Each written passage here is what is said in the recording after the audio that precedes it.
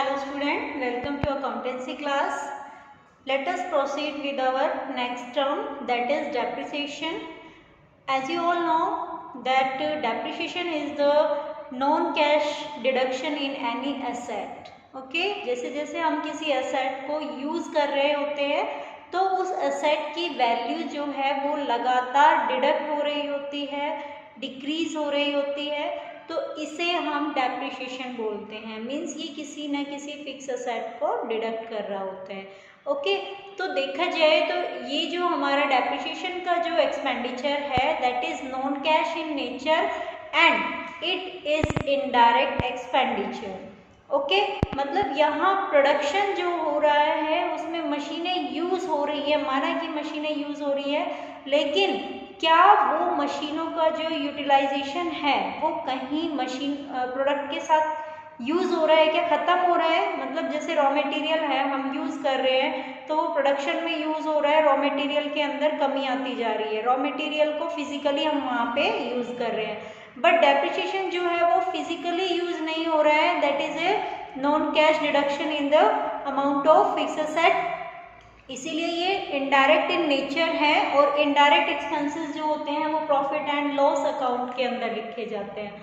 Okay, as you all know according to the golden rules of accounting, यहाँ हम जो nominal accounts होता था वहाँ हम रूल फॉलो करते थे, debit all expenses and losses and credit all income and gains.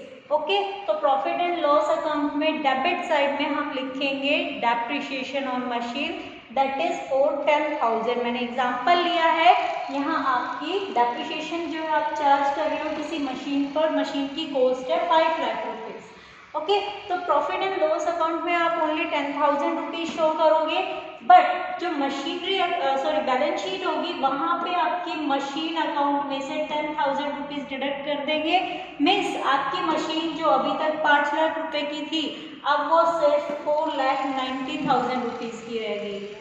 Okay, means जब आपको ट्रायल बैलेंस में कहीं भी इस तरीके की कोई ट्रांजैक्शन दिखती है, एडजस्टमेंट में आपको बोला जाता है कि डेप्रिसिएशन चार्ज करना है, तो उसका इफेक्ट दो फाइनेंशियल स्टेटमेंट्स पे होगा। फर्स्ट ऑफ ऑल उसे प्रॉफिट एंड लॉस से चार्ज करेंगे एंड सेकेंड उसे बैलेंस शीट में उस पर्टिकुलर एसेट में से डिक्रीज कर देंगे। फॉर एग्जांपल अगर फर्नीचर पर डेप्रिसिएशन लगाया जाता है तो फर्नीचर में से डिडक्ट करेंगे, मशीन में से लगाया जाता है तो मशीन को डिडक्ट करेंगे, और कोई अदर एसेट है तो वहाँ से उनको डिडक्ट किया जाएगा। ओके, तो अपनी नेक्स्ट जो टर्म है दैट इज accrued income.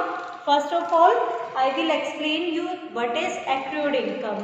बेटा accrued income होती है जो हमने कमा ली है, मीन्स जिसके लिए हमने काम कर लिया है बट वो इनकम अभी तक हमें रिसीव नहीं हुई है।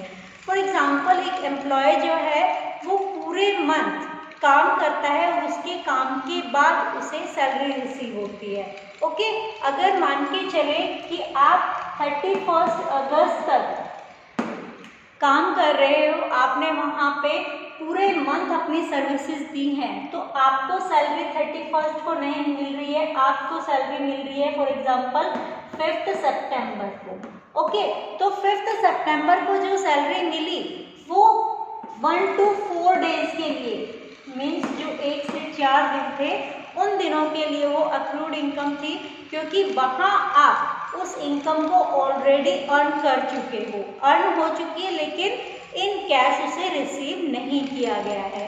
ओके, तो अक्रूड इनकम होती है जो हमने अर्न कर ली है बट रिसीव नहीं हुई है, तो इसका नेचर क्या हुआ आप लोग खुद डिसाइड कर सकते हैं कि जो चीज़ हमने अर्न कर ली उस पर हमारा राइट हो जाता है, हमारा अधिकार हो जाता है, और जिन चीज़ों पर हमारा अधिकार हो जाता है that are included in our assets.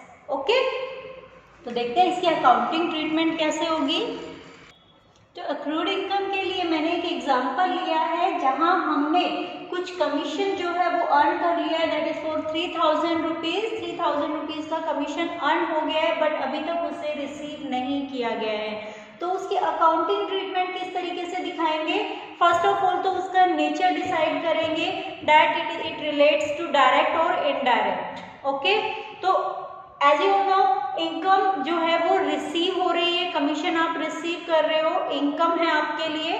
और कमीशन जो होता है वो किसी भी बिजनेसमैन के लिए इनडायरेक्ट इनकम होती है, क्योंकि जो इनकम प्रोडक्ट को सेल करने से मिल रही है that is direct in nature, but if it is not related to the product then it is indirect in nature. Okay, तो ये प्रॉफिट एंड लॉस का पार्ट होगा। जैसे एग्जांपल कमीशन जो है वो 15,000 आपको मिल चुका है जो करंट ईयर से रिलेटेड है, बट इसमें से 3,000 जो आपका कमीशन है वो अभी तक आपको रिसीव नहीं हुआ है, दैट इज रिसीवेबल। ओके, तो आपको ऑल ओवर जो कमीशन मिलना चाहिए था इट इज फॉर 18,000 रुपीज। तो यहाँ आप 15 ऑलरेडी ले चुके हो और उसमें 3,000 रुपीज प्लस कर देंगे, क्योंकि ये आपका एक्रूड कमीशन है जो अर्न तो हो गया बट अभी तक रिसीव नहीं हुआ है। ओके, मीन्स साल में आपको 18,000 रुपीज इस ईयर का कमीशन मिलना चाहिए था। ओके, अब देखिए आपको कोई चीज मिलनी चाहिए थी, मीन्स आपका राइट है उस पर, तो it means it is a part of assets. Okay, तो यहाँ बैलेंस शीट में हम एक्रूड इनकम 3,000 रुपीज शो करेंगे जो अभी तक हमें रिसीव नहीं हुई है। Okay, that is the treatment for accrued income in our financial statements. Okay, our next term is unearned income. Okay, let us learn. Our next term is unearned income. It can be defined with its name that unearned means जिसे अभी तक earn नहीं किया गया है ऐसी income. Okay, जब इस तरीके की इनकम हमें एडवांस में रिसीव हो जाती है, मीन्स अभी तक हमने उसके लिए कोई काम नहीं किया, कोई भी किसी भी तरीके का फिजिकल या मेंटल जो फोर्स यहाँ पे चाहिए होता था वो हमने अभी तक प्रोवाइड नहीं किया है, लेकिन उसके बाद भी हमें वो इनकम रिसीव हो गई है। मीन्स एक तरीके से अगर देखा जाए तो अनअर्न्ड इनकम को हम बोल सकते हैं income receive in advance. Okay, किसी से एडवांस इनकम ले लेना। ओके, तो यहाँ आपकी जो इनकम है वो आप खुद डिसाइड करोगे what is it's nature, is it direct और इनडायरेक्ट। ठीक है, मीन्स अगर वो आपकी वेजेस से रिलेटेड है या और कोई डायरेक्ट एक्सपेंसेस है, कार्टेज वगैरह से रिलेटेड है, तो वो आपके ट्रेडिंग अकाउंट में लिखा जाएगा। बट अगर वही इनकम इनडायरेक्ट एक्सपेंडिचर से रिलेटेड है, सॉरी इनडायरेक्ट इन नेचर है, तो उस इनकम को आप प्रॉफिट एंड लॉस में लिखेंगे। तो मैंने अभी आपके लिए एक रेंट का एग्जांपल लिया है और रेंट जो है वो आपके लिए अभी इनडायरेक्ट होगा नेचर में। ओके, मीन्स बिजनेस का कोई पार्ट था, कोई बिल्डिंग वगैरह जो है वो वैकेंट पड़ी हुई थी, फर्म ने उसे रेंट पर दिया हुआ है, तो एक एडिशनल इनकम रिसीव हो रही है, that is indirect in nature. और ऐसे इनकम अगर एडवांस में रिसीव हो जाए, एक्चुअल में जो एडवांस रेंट रिसीव हुआ दैट इज 439,000, जिसमें से 3,000 जो है वो एडवांस रेंट था। ओके, तो उसकी अकाउंटिंग ट्रीटमेंट किस तरीके से होगी? फर्स्ट ऑफ ऑल तो ये इनकम है तो इसे प्रॉफिट एंड लॉस अकाउंट के क्रेडिट साइड में लिखा जाएगा। तो आपने जो भी रेंट रिसीव किया, आपका प्रॉफिट एंड लॉस में क्रेडिट साइड में रेंट लिखा हुआ था, वहां से उसे माइनस कर दिया जाएगा, क्योंकि ये जो रेंट आपने रिसीव किया this is not related to current year, वो इस साल से रिलेट नहीं है, इसीलिए उसे माइनस कर दिया। आपका जो करंट ईयर से रिलेटेड इनकम होनी चाहिए थी रेंट से, that is only for 36,000। Okay, अब आपने कोई चीज एडवांस में रिसीव की है, it means that is liability for the firm और यू। ठीक है, आपके लिए वो एक लायबिलिटी होगी, तो आप उसे बैलेंस शीट में लायबिलिटी साइड में शो करोगे। तो ये आपकी अकाउंटिंग ट्रीटमेंट थी अनअर्न्ड इनकम्स के लिए। और next term is interest on capital. तो जानते हैं इंटरेस्ट ऑन कैपिटल क्या होती है? देखिए बेटा, कोई भी प्रोप्राइटर, ओनर या यूँ कह सकते हो कि जो हमारे पार्टनर्स होते हैं वो फर्म में पैसा इन्वेस्ट करते हैं। ओके, तो जो इन्वेस्टमेंट उन ओनर्स के थ्रू की जाती है that is called capital for the firm. Okay, अब ये जो कैपिटल होती है वो फर्म के लिए एज ए लायबिलिटी होती है। क्यों? क्योंकि जो पार्टनर है और जो फर्म है उन दोनों का फिजिकल एग्जिस्टेंस जो है वो बिल्कुल अलग है। ठीक है, दोनों ही लीगली सेपरेट एंटिटी हैं, फर्म का अपना अस्तित्व है और पार्टनर्स जो हैं उनका अपना अस्तित्व है। तो उन्होंने जो पैसा वहाँ पे इन्वेस्ट किया हुआ है उसके बदले में वो कुछ इंटरेस्ट चाहते हैं। क्यों? क्योंकि उन्हें अपना जो इन्वेस्टमेंट है उसके बदले में एक मिनिमम जो इन्वेस्टमेंट का जो मिलना चाहिए, क्योंकि अगर वो बैंक में भी उस पैसे को रखते तो उस केस में उन्हें वहाँ से कुछ ना कुछ रिटर्न जो है वो मिलता। ठीक है, तो इसीलिए प्रॉफिट तो मिलेगा ही मिलेगा, वो उनका एक सरप्लस है जो वो रिस्क ले रहे हैं उसके लिए, बट जो वहाँ पे इन्वेस्टमेंट किए उसके लिए उन्हें इंटरेस्ट भी देती है कंपनी।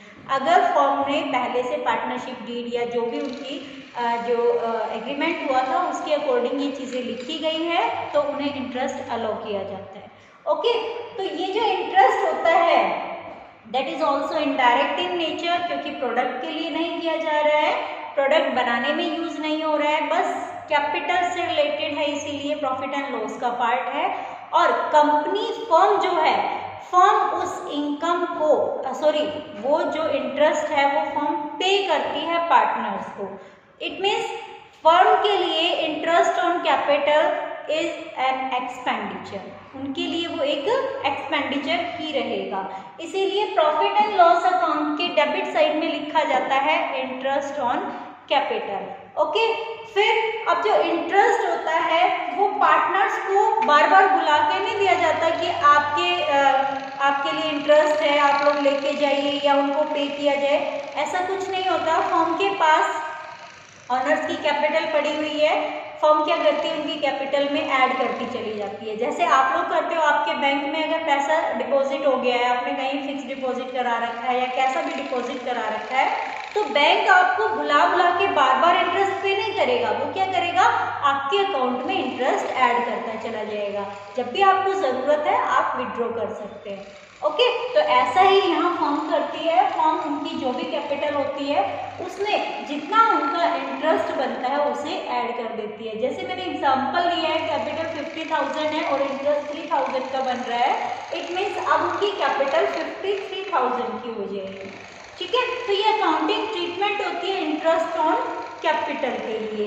सेम ड्राइंग के लिए होता है, वो आप अपने आप यहाँ पे एक बार डिसाइड करोगे कि इंटरेस्ट ऑन ड्राइंग्स है उसके लिए हम कहाँ एंट्री करें। वैसे मैं भी बता देती हूँ कि इंटरेस्ट ऑन ड्राइंग जो है that is also indirect in nature.